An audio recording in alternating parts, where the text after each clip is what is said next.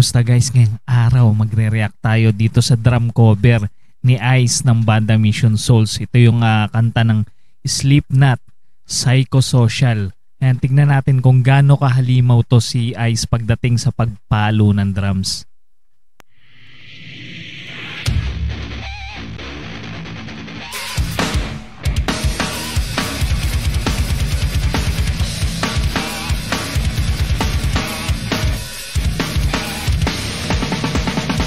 Grabe. Ano guys, 'di ba? Ano masasabi nyo lalo sa mga drummer diyan? Talagang mamamangha ka talaga dito kay Ice. Grabe pumalo, ano?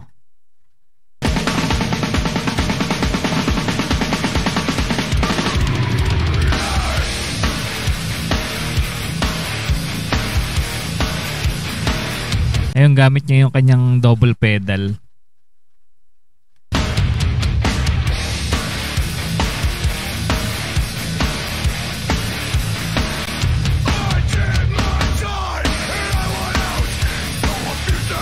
Parang nagbibinata na si Ice.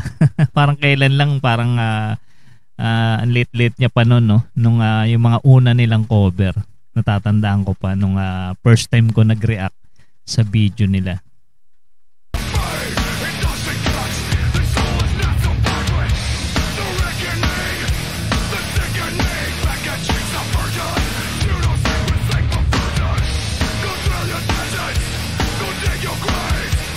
Napaka-accurate niya pumalo, grabe. Yung mga timing niya, yung mga bagsakan, pagpalo niya sa cymbals, grabe, napaka-accurate.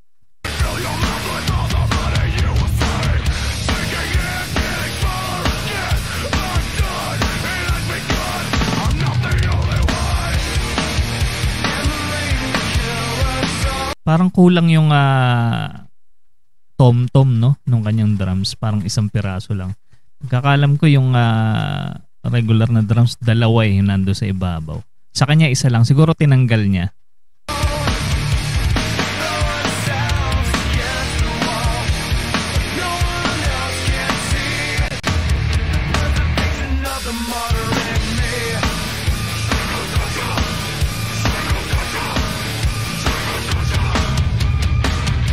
Ganda ng tunog. Maririnig mo yung palo niya sa drums, hindi sabog yung tunog. Talagang napakahusay ni Daddy Sekan, ano? Mag-mix ng tunog.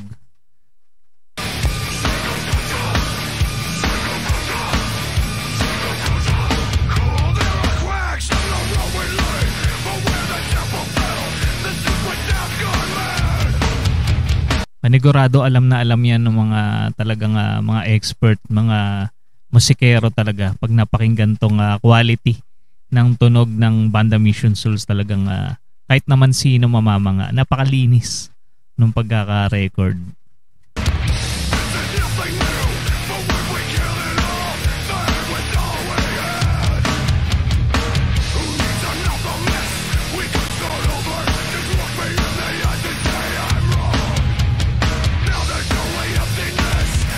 Sa mga nakakaalam dyan guys, sa mga fans ng Slipknot, ano bang genre to guys? Anong klaseng rock? I-comment nyo lang guys sa mga nakakaalam dyan.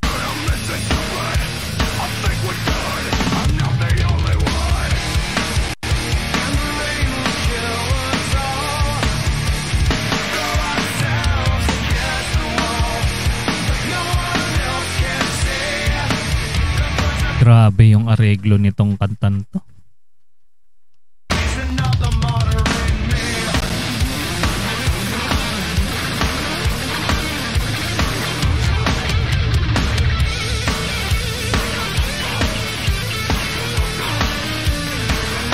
Grabe talagang husay ng batan to. Ayun o yung pag-rolling niya. Ang galing.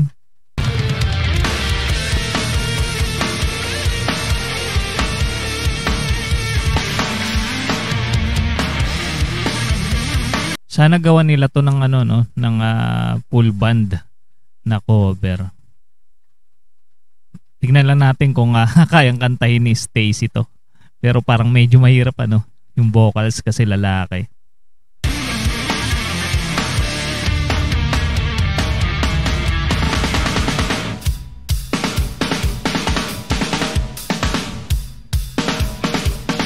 Ang astig naman nun. Lupit.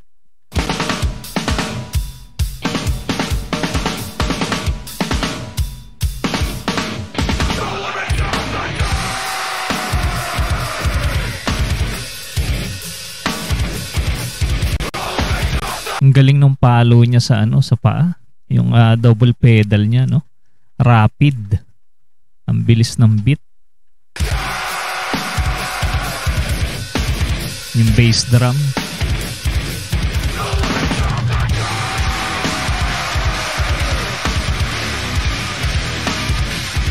Ganda ng tunog nun, no? Yung cymbals na pinapalo niya na yan. Parang nakataob.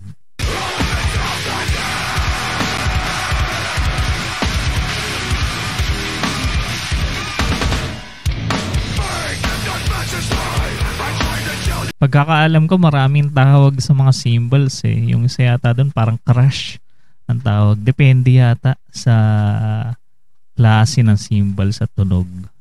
And sa mga drummer dyan guys, i-comment nyo lang kung anong klaseng mga cymbals tong gamit ni Ice.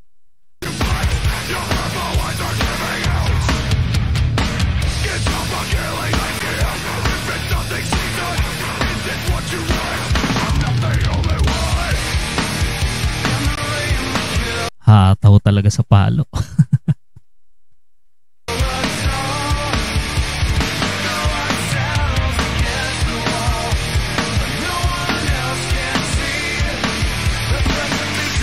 Parang mas feel ni Ice pumalo sa acoustic drums, no, kaysa sa electric.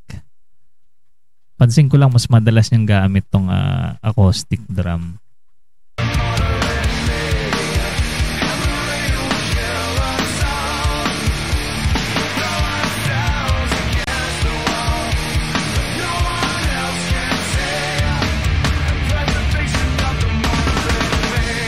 Sa electric kasi talagang timplado na yung tunog eh.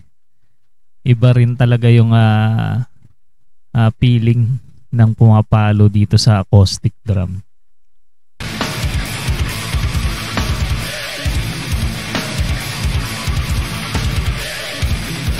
May konti rin naman tayong experience pero basic lang na mga palo sa drums. Hindi kagaya nitong batang to, napakahalimaw, grabe.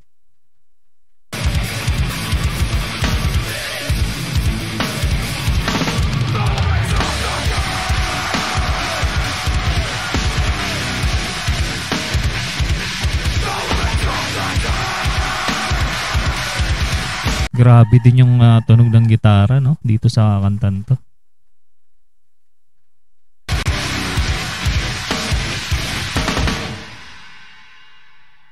Napakastig. Grabe tong batan to. Napakahalimaw talaga pagdating sa pagpalo ng drums. O ano guys, diba? Napabilib na naman kayo ni Ice ng Banda Mission Souls. Kaya ano pa hinihintay nyo? Mag-subscribe na kayo sa kanilang channel. At suportahan nyo guys ang Banda Mission Souls. Ganon din guys sa mga hindi pa nakapollow sa Mission Souls Army sa FB page guys. Suportahan natin ang page ng Mission Souls Army. Magkita-kits tayo doon at panoorin natin yung mga behind the scene. Meron doon yung mga video nila. At sa mga hindi pa rin nakasubscribe sa ating munting channel, mag-subscribe na kayo para ma-notify naman kayo sa ating mga susunod na upload. Maraming salamat sa inyong panonood.